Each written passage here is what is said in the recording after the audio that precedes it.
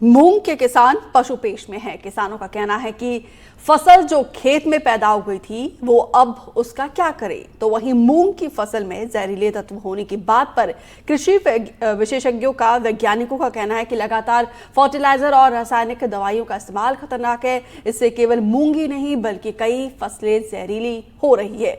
देखिए शिवपुरी से हमारी ये खास ग्राउंड रिपोर्ट। मध्य प्रदेश का मूंग उत्पादक किसान इन दोनों परेशान है। दरअसल उसकी परेशानी की वजह यह है कि मार्केट में ये चर्चा है कि मूंग जहरीली हो गई है। जहरीली मूंग के पीछे की भी अपनी एक कहानी है, लेकिन मध्य प्रदेश के 12 लाख हेक्टेयर क्षेत्र में पैदा होने वाली ग्रीष्मकालीन मूंग की फसल को लेकर किसान इस समय पशुपेश में है। कहता है सरकार ने समर्थन मूल्य देने से मना कर दिया, बाजार में इस मूंग की कीमत मिलती नहीं है। ऐसे में इस मूंग को लेकर आखिर किसान करे तो क्या करे। यही वजह है कि ग्राउंड जीरो पर है, कुछ एक्सपर्ट्स भी हमारे साथ में हैं, कुछ किसान भी हमारे साथ में हैं। सबसे पहले किसान की परेशानी को समझने की कोशिश करेंगे। आप ये बता दीजिए कि मूंग उत्पादन किया आपने, अब मूंग बिक नहीं रही है, सरकार समर्थन मूल्य नहीं दे रही है, तो क्या परेशानी आ रही है, क्या कहा जा रहा है? अब जैसे हमारी मूंग को जहरीला बताया जा रहा है, तो अब इसमें जहर तो हमने मिलाया नहीं है। जितनी मात्रा में खाद बताया उतनी मात्रा में खाद डाला, जितनी मात्रा पानी की बताई उतनी पानी भी लगाया, जितनी मात्रा हमको दवाई बताई वो दवाई भी लगाई। अब ये मूंग को बता रहे हैं कि जहरीली है, इसको कौन खरीदेगा? अगर जिस मूंग को कोई नहीं खरीदेगा तो हम क्या इसको अपनी मूड़ पे रख के ले जाएंगे? कहाँ ले जाएंगे इसको? हमें कम से कम इसको वो तो मिलना चाहिए, कहीं तो बेचनी चाहिए, मंडी में, मार्केट में। हमारी बिची नहीं रही तो हम क्या करें इसका? सरकार समर्थन मूल्य के बारे में क्या कह रही है? इसे जहरीली बता रही है। अब इसमें जहर हमने थोड़ी मिलाया है, हमने जहर थोड़ी मिलाया है इसमें। ये तो हमारे लिए दवाई सब कुछ बताया उसी मात्रा से हम दे रहे हैं, उसमें पानी भी लगा रहे हैं। अब जिस नहीं बिक रही तो इसको हम कहाँ ले जाएं? कहाँ ले जाएं, ये भी एक किसान की बड़ी परेशानी है। किसान साथी और भी हमारे साथ में। आप ये बता दीजिए क्या ये समस्या आपके साथ भी है? जी सर, सभी मेरे साथ में समस्या है सर। क्या है सर, जो भी हमने मूंग लगाई उसमें खाद डाला, जो बताया गया था, पानी वगैरह सब समय से लगाया। अब क्या सर, खरीदार हैं वो जो कह रहे हैं कि ये जो मूंग है जहरीली है, बाकी इसका जो हमें कीमत मिलनी चाहिए वो हिसाब से कीमत नहीं मिल रही है हमारे लिए। कहते तो ये है कि गर्मियों में पैदा होने वाली मूंग तो बड़ी पौष्टिक होती है, बड़ी हष्ट पुष्ट होती है, उसको ज़्यादा देखभाल की भी ज़रूरत नहीं पड़ती, फिर ऐसा क्यों? अब क्या बताएं सर, जो भी ये हमने मूंग में दवा है और पानी जो भी समस्या आई हमने सबसे पूछ के वैज्ञानिकों से ये दिया हुआ है। अब पता नहीं क्यों खरीदार ये बोल रहे हैं कि ये जहरीली है, इसका जो मूल्य मिलना चाहिए वो कीमत मिलने पर आ रही है हमारे लिए। किसान को परेशानी पैदा ये हो रही है कि उसे जो अपनी फसल का दाम मिलना चाहिए उस फसल का दाम उन्हें नहीं मिल रहा। यही वजह है कि वो इस मूंग को लेकर खासा परेशान है। कुछ एक्सपर्ट्स भी हमारे साथ में हैं, कृषि वैज्ञानिक पुष्पेंद्र जी हमसे बात करेंगे। ये बताइए सर कि ये जो मूंग है इसको जहरीला बताया जा रहा है, तो इसके पीछे का बेसिक कारण क्या मानते हैं आप?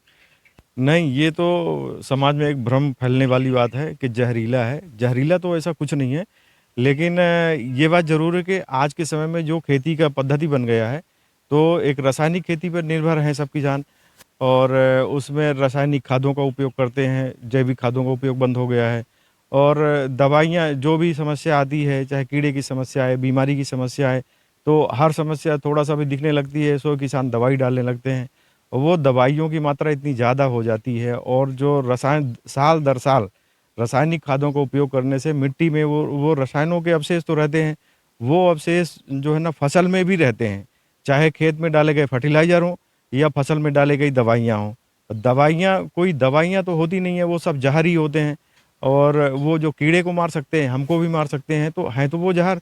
अब इतनी मात्रा में जब डाले जाते हैं 2 बार 3 बार, कुछ सब्जियां तो ऐसी होती हैं उनमें 20-20 बार तक डाले जाते हैं दवाइयाँ, ये इंसेक्टिसाइड।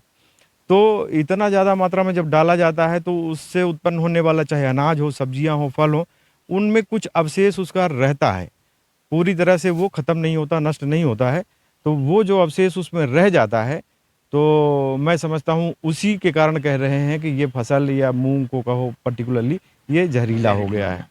मूंग को बदनाम कर दिया गया कि मूंग जहरीला हो गया। मूंग तो हरा था, हरा है और हरा ही रहेगा। लेकिन अगर मूंग जहरीला है तो फिर तो हर फसल जहरीली है, चाहे वो सब्जियां हो, चाहे गेहूं हो, चाहे चना हो, कोई भी हो, क्योंकि फर्टिलाइजर का उपयोग तो दिन पर दिन बढ़ रहा है ना। जी सही कह रहे हैं आप। वैसे हमारा तो किसान भाइयों को और सभी को यही सजेशन है, यही हमारा सुझाव है कि जो मूंग की फसल है और जो भी फसल है किसान भाई जो करते हैं, एक तो उनको मंडी में उनका मूल्य मिलना चाहिए, जो सरकार ने एक मूल्य निर्धारित किया है, जिससे किसान उसकी तरफ थोड़ा बढ़ेगा और पैदा करने में भी उस अपना उत्साह दिखाएगा। जहाँ तक कीड़े बीमारी की बात है और उर्वरकों की बात है, तो संतुलित खाद का प्रयोग करना चाहिए। हमेशा हम यही सलाह देते हैं कि किसान भाइयों को कि वो डीएपी या एनपीके या यूरिया, इनके साथ में गोबर का खाद, केंचुए का खाद या नेचुरल फार्मिंग यानी प्राकृतिक खेती हमारा जीवामृत है, उसका प्रयोग भी वे करें।